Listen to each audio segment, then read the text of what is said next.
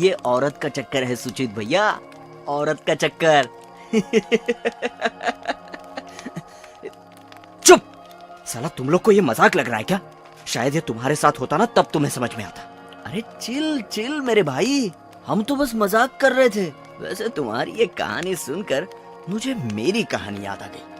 अच्छा, आज से 5 साल पहले मेरे एक दोस्त के साथ जो हुआ वो सुनकर मुझे इन बातों पर थोड़ा विश्वास होने लगा है। उसका नाम था रमेश।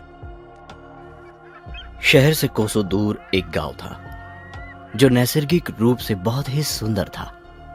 सूरज के उजालों में जितना सुंदर दिखाई देता था, रात की रोशनी में उससे भी ज्यादा आकर्षक दिखाई पड़ता था। इस गांव में शहर के लोग छुट्टियां मनाने आया करते थे। एक दिन रमेश नाम का एक लड़का गांव में छुट्टियां मनाने के लिए आया। वो जिस घर में रुका हुआ था उस घर के पीछे पुराना मंदिर था जहां कोई नहीं जाता था। एक रात खाना खाने के बाद रमेश ने उस मंदिर के पास टहलने जाने का विचार किया और वो मंदिर की ओर निकल पड़ा। रमेश ने जैसा मंदिर के बारे में सुना था वैसा वो बिल्कुल डरावना नहीं था, बस पुराना हो जाने के कारण कुछ जगहों से टूट चुका था। रमेश मंदिर की ऊंची सीढ़ियां चढ़ने लगा। मंदिर की आखिरी सीढ़ी पर पहुंचते ही उसने देखा कि एक बूढ़ा आदमी लेटा हुआ है। रात की वजह से मंदिर में बहुत अंधेरा था। रमेश मंदिर के अंदर जाना ठीक नहीं समझा और वो वही सीढ़ियों पर बैठ गया। रमेश की आवाज सुनकर वो बूढ़ा आदमी धीरे धीरे उठने लगा और लड़खड़ाते हुए बैठ गया। वो बूढ़ा आदमी इतना कमजोर था कि ठीक से आंखें भी नहीं खोल पा रहा था। वो बूढ़ा आदमी ऐसे दिखाई पड़ता था कि मानो शरीर पर मांसपेशियां ना होकर सिर्फ हड्डियों का ढांचा हो। भूख की वजह से उसकी ये हालत हुई थी। उसने रमेश के सामने हाथ फैलाकर कुछ खाने के लिए मांगा, पर रमेश के पास खाने के लिए कुछ नहीं था। वो बूढ़ा निराश होकर पास के खंबे पर सर रखकर आंखें बंद कर कर बैठ गया। रमेश को उस जगह कुछ बेचैनी महसूस हुई और वो जाने के लिए उठा। जैसे ही रमेश जाने के लिए उठा, उतने में बूढ़े के मुंह से आवाज निकली,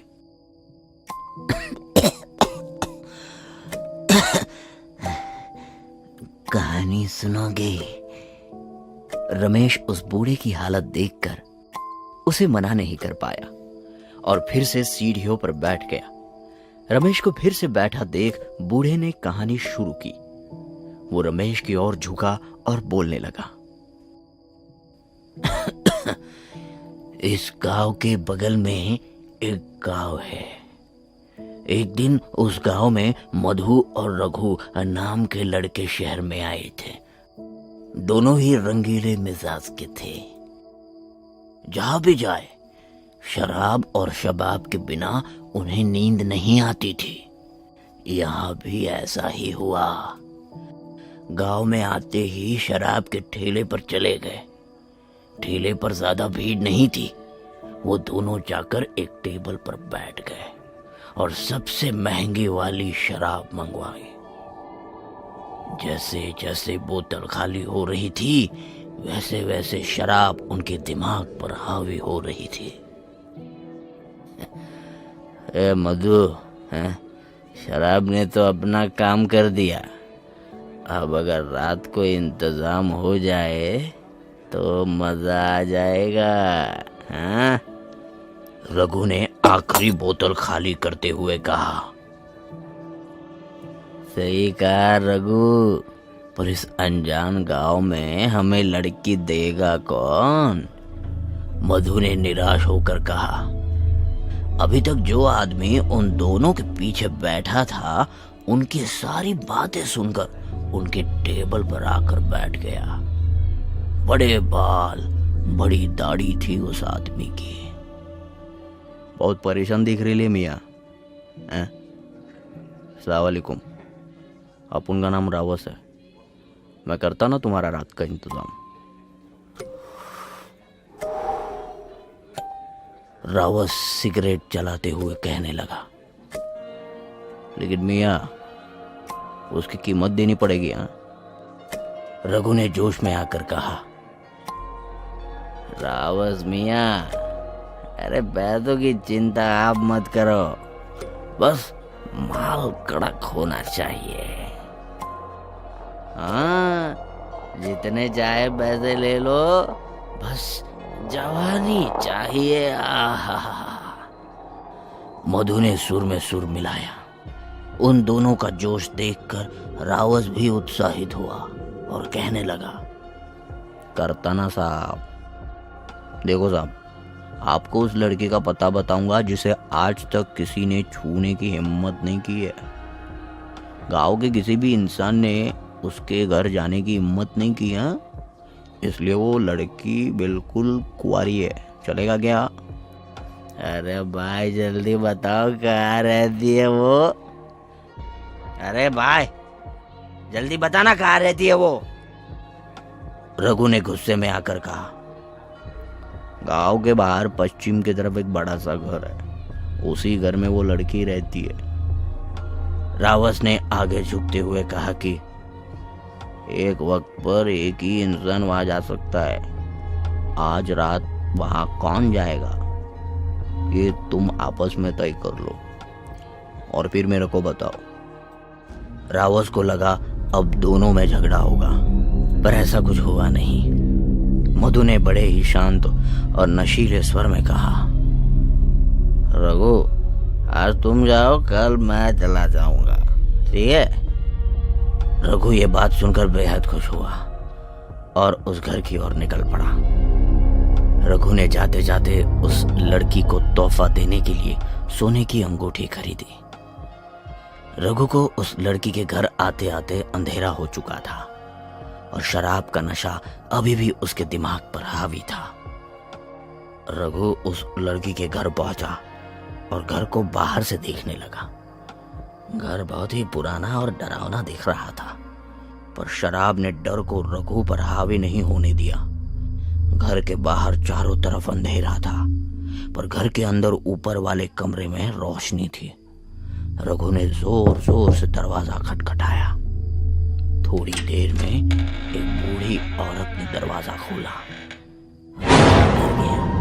उस बूढ़ी औरत ने रघु को हाथ से इशारा किया और ऊपर वाले कमरे में जाने के लिए कहा, जैसे उस बुढ़िया को मालूम हो कि रघु यहाँ क्यों आया है। रघु धीरे धीरे ऊपर चला गया। उस कमरे की सजावट को देखकर ऐसा लग रहा था जैसे कोई सुहाग रात हो। रघु कमरे के अंदर चला गया और दरवाजा बंद करने के सामने रखे हुए पलंग पर बैठ गया। थोड़ी देर बाद दरवाजा धीरे धीरे खुलने लगा और एक सुंदर सी लड़की अंदर आई। उस लड़की की सुंदरता किसी अप्सरा से कम नहीं थी। उस लड़की ने एक सुंदर सी साड़ी पहनी थी और उसके अनुरूप श्रृंगार किया हुआ था। रघु को उस लड़की के सिवा कुछ नजर नहीं आ रहा था। वो लड़की धीरे धीरे रघु के पास आई और पलंग पर लेट गई। रघु ने अपने सारे कपड़े उतारने के बाद धीरे धीरे उसकी साड़ी उतारने लगा। जैसे जैसे वो लड़की निर्वस्त्र हो रही थी, वैसे वैसे ही कमरे में अंधेरा हो रहा था। रघु ने उस लड़की के साथ पूरी रात संभोग किया। दूसरी सुबह जब उन दोनों की आंख खुली तो वो पूरी तरह से नग्न अवस्था में थी। रघु बेहद खुश था। लड़की ने शर्मा कर अपनी साड़ी उठाई और वहां से निकल गई। रघु ने अपने कपड़े पहने और बाहर जाने के लिए दरवाजे की ओर जाने लगा। उतने में ही वो बूढ़ी औरत रघु के सामने आई और पैसों के लिए उसने रघु के सामने हाथ फैलाए। रघु ने खुश होकर जेब में जितने पैसे थे सब उसके हाथ पर रख दिए और वहां से चला गया। उसी दिन शाम को रघु, मधु और रावस शराब के ढेले पर मिले। रघु ने सारी हकीकत बड़े ही चाव से उसे सुनाई। वो डरावना घर, वो बूढ़ी औरत, उस लड़की की सुंदरता इसका अद्भुत वर्णन किया।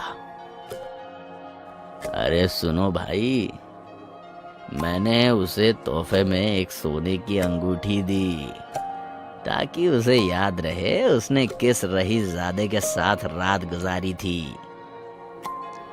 मधु उसकी सारी बातें बड़ी शांति से सुन रहा था। वो थोड़ा डरा हुआ था।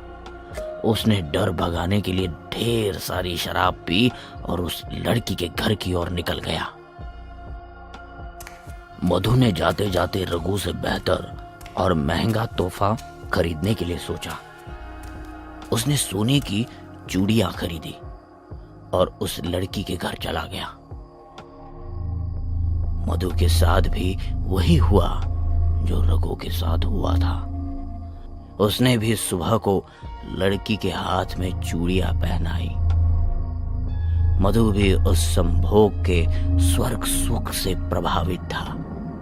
उसी खुशी में वो जाने के लिए निकला, तभी वो बूढ़ी औरत हमेशा की तरह पैसे मांगने आई। मधु ने अपने जेब से नोटों का बंडल निकाला और जैसे ही बूढ़ी औरत के हाथ में रखने गया, वो बुरी तरह से डर गया। उसका चेहरा पीला पड़ गया।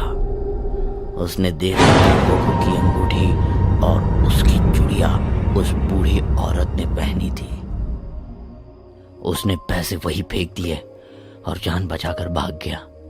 दौड़ता दौड़ता रघु के पास आ पहुंचा और उसे सारी हकीकत बताई। रघु की सांसें अटक गई और वो खून की उल्टी करके मर गया। देखिए, ये सब आपके जमाने की 70 साल पुरानी बातें हैं। अब इन सब बातों पर कौन विश्वास करेगा?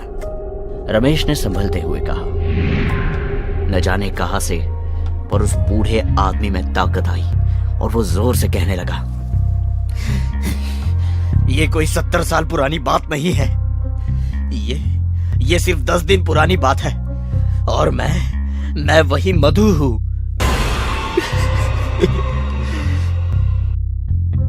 बूढ़ा आदमी रोने लगा।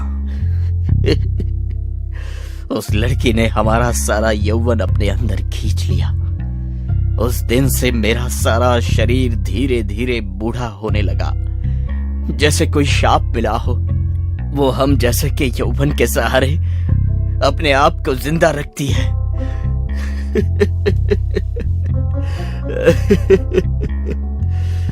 बूढ़ा जोर जोर से रोता रहा। रमेश इतना डर जाता है कि वो वहां से हिल भी नहीं पाता।